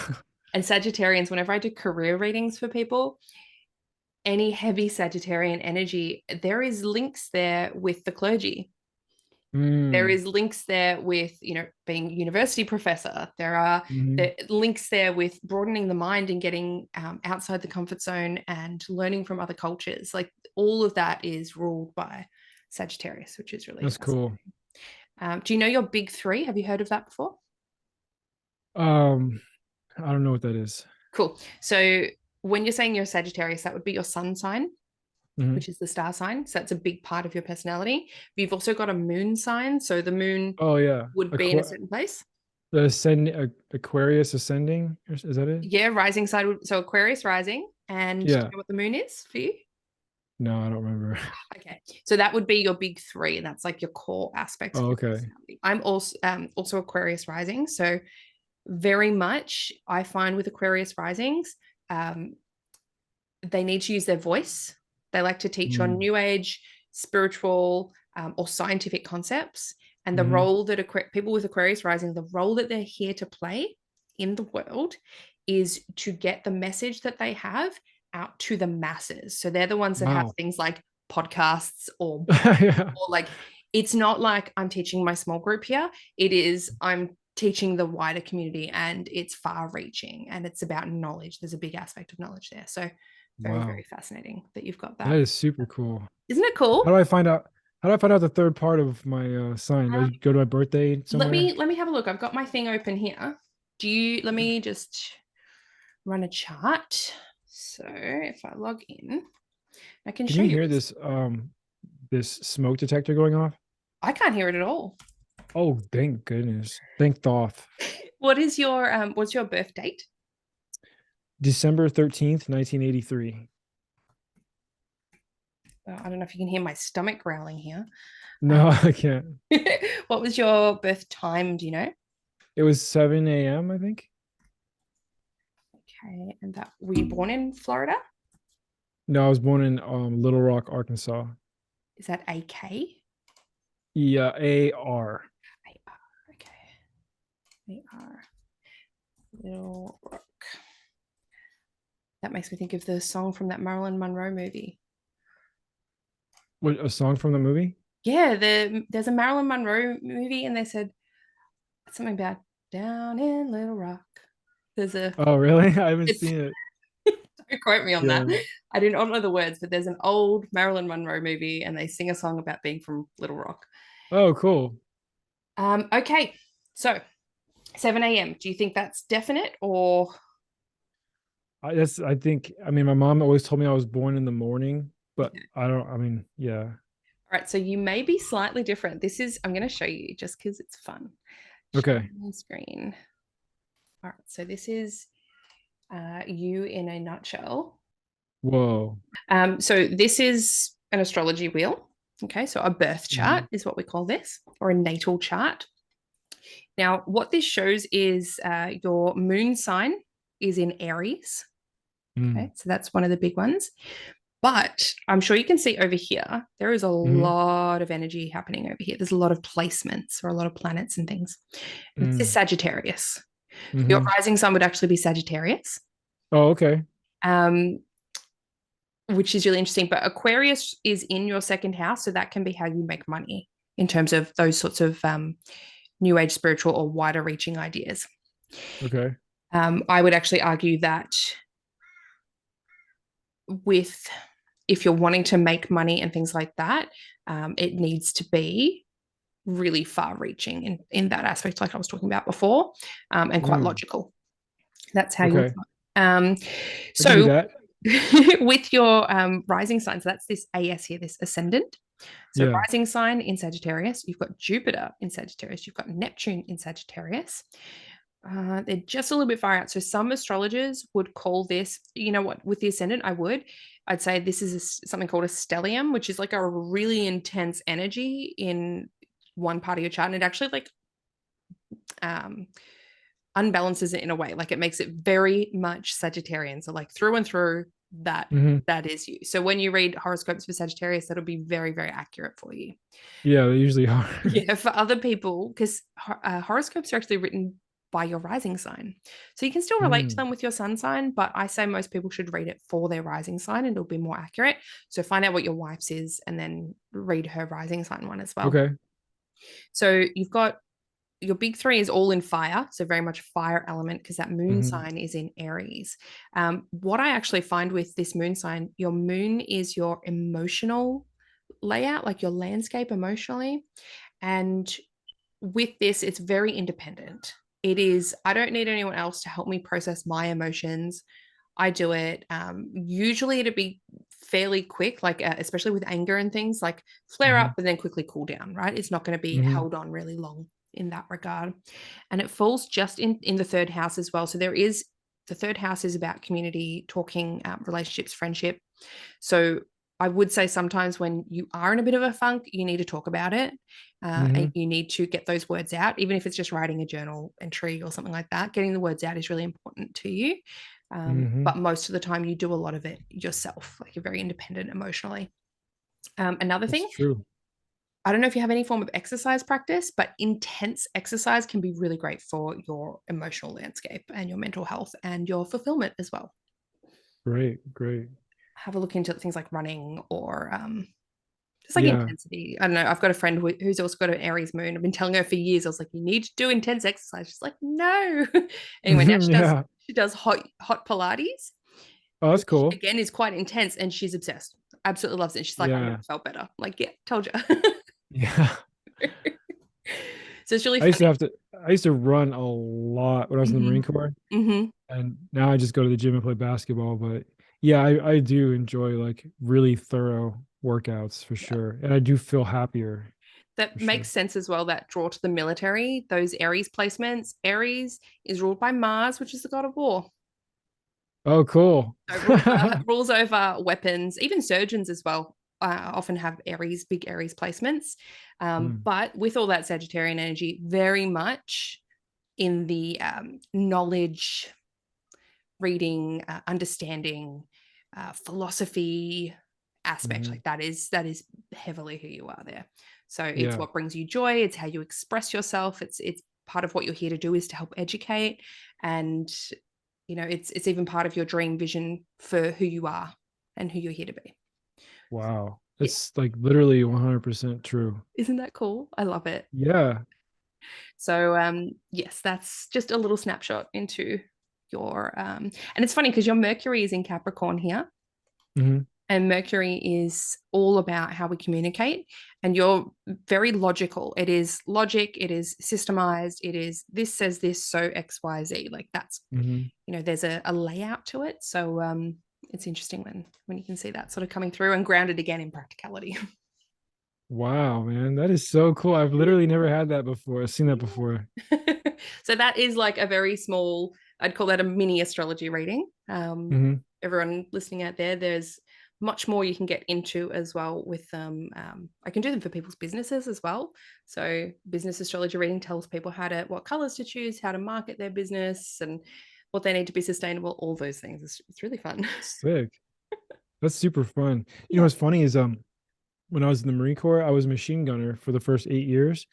And when you're planning on a map where you're going to implement and place different weapon systems for like an attack or a defense, Mm-hmm. there's a symbol for machine guns. If you want to like, I want a machine gun team placed here, you draw this symbol, and it's literally, I didn't know it when I got it. It's it's literally an arrow with a line through it. Yeah, looks like Sagittarius. It is. And Yeah. so I didn't even know I was a Sagittarius when I got it. I didn't pay attention to astrology. It wasn't until a couple years ago that I started looking at astrology a little bit, and I Mhm. was like, "Holy shit! I already have that tattoo, and that's literally my sign." Like, it's crazy. Yeah. So, um, I mean, Sagittarius was the archer. They were the centaur as well. So, hence centaurs are wise and knowledgeable. But they were also the archer. So they're shooting off to go and find that information to then bring it Mhm. back. That's Wow. the whole aspect of it, which is funny. And that's what you're seeing there, that arrow with the line through it. That's called a glyph, which comes from hieroglyph. It basically means it's a symbol that has more meaning behind it, just to sort of like showcase. So it's like a word based symbol. We have all of that. If you ever go into astrology, it is like learning another language in a lot of ways, because you've got heavily symbol based system, and then having to know the myths, the history behind it. And then there's more symbols in the middle that you wouldn't have, I don't go into in mini readings, but things like how the planets talk to each other is how they are Mm. situated. You've actually got quite a lot of really harmonious placements. Sometimes people have more challenging aspects, like squares, trines, sextiles, they're all angles. And this is the kid that pretty much failed at maths, was never taught science, and now I'm Mhm. like using Oh maths all the yeah. time. Yeah, now you're like doing quantum Yeah. mechanics in your head. Yeah. I'm like, oh, look at that interesting, angle over there. And that's a quincunx and all these things that, oh my gosh, my That's so cool though. my high school It's cool because theory. it's something you're passionate about. It is helpful to everyone else. So it's like perfect. Yeah, absolutely. And it's one of those things that again was taught, and I get told all the time in my content, this is of the devil, and you are Yeah. possessed, or I see demons around you. All these, Christians that apparently have this very gifted clairvoyant aspect where they can see demons everywhere. Yeah. You can Like, I see think you you should can see a see it in your eyes. psychiatrist, but okay. Yeah. People they used to tell me that I had a light in my eyes and that it's gone out. Oh, And I'm yes. like, oh, Okay, okay, true. all right. I'm I get happier that. than I've ever been, but my light in my eyes has gone out, whatever that means. Yeah, It's yeah. I totally get it. Yeah, I've had the family members calling me demonic and satanic and all of that. I was like, this literally has nothing to do with Satan. It's like, literally, you're more it's satanic crazy. than I am in that aspect. Yeah. Like, God is more satanic than, mhm. yeah. If we're going off of the Bible's idea of what Satan is, of course. Yeah, But yeah. Well, I've got one book that I will never give away that my mum kept from Bible college, and it's the Doctrine of Christian Theology. mhm. And I love it because it literally has like 4 pages, and they're big pages of all the things that are demonic. And it's literally my Mm. hobby list. I just go down it. I'm like, I need to get that astrology, list. tick, meditation, tick, Yeah, mediumship, yep. that's So funny, man. it's actually quite fun. Yoga's on there. So I look at This? all my Christian friends who are still doing yoga, and I'm like, technically, guys, Oh yeah. Oh as yeah. bad as God I hates do. yoga. I was told that if you do yoga, you'll accidentally unlock the Kundalini spirit Oh, yes. inside of you, and Yes. then you'll be Mhm. taken over by demons. Which So, is funny because a lot of people try really hard to unlock the Kundalini energy, and it's not yeah. that easy. And same with people telling me all the time, a fear they have is if I pick up a tarot deck, I'm going to summon a demon. And I'm like, there are literal ceremonial magicians out there that spend their entire lives trying to figure out how to summon a demon. If it was that easy, or if you could do it by picking up a tarot deck, you would be very well revered in the occult circles. Like, Oh yeah, yeah. You'd become like the priest of yeah, all. Yeah. you'd be very I powerful. know. So, I know. I know. I wish it was that easy. I would mhm. be all over it, man. Awesome. Well, thank you so much for joining me. It has been an absolute hoot. Where can people find you online and in the world? Yeah, so my number one place is TikTok. I'm like you said, at bullet holes in the Bible on TikTok. And then the second place is YouTube. Same thing, at bullet holes in the Bible. And I also have a website, bulletholesinthebible.com, where I publish all the sources for my articles for the documentaries that I make as well. Perfect. Awesome. Wonderful resources. I'll pop them all in the description box below. For anyone listening, make sure you're following us over on the Witch Talks podcast Instagram page, which is simply at Witch Talks podcast. I post little clips that you can have a look at and follow up content as well from my guests and stuff for stories. So definitely check that out. If you haven't left a review yet, I would absolutely love if you do so. On Spotify, you just hit the little 5 stars at the top near where it says follow. And over on iTunes, you can leave an actual detailed review. You will make me do a happy dance in my kitchen. I'll be very, very excited if I read one of your reviews. And as for everyone out there listening, if you have any questions about the deconstruction process, feel free to reach out to either myself or Justin. We're both obviously gone through it. We have a lot of resources available that we can point you in the right direction. So I hope everyone out there has a lovely day wherever you are in the world today, and we will chat with you next time. Oh my thoth, wasn't that the best ever? That was such a good chat, and I literally had such a blast with Justin. He was so much fun to chat to. Thank you so much, Justin, for being on. Definitely check out his TikTok. It's really, really wonderful. All right, I'll catch you guys next time. Definitely check out my Patreon if you want some behind the scenes stuff. And I'll catch you in 2 weeks' time.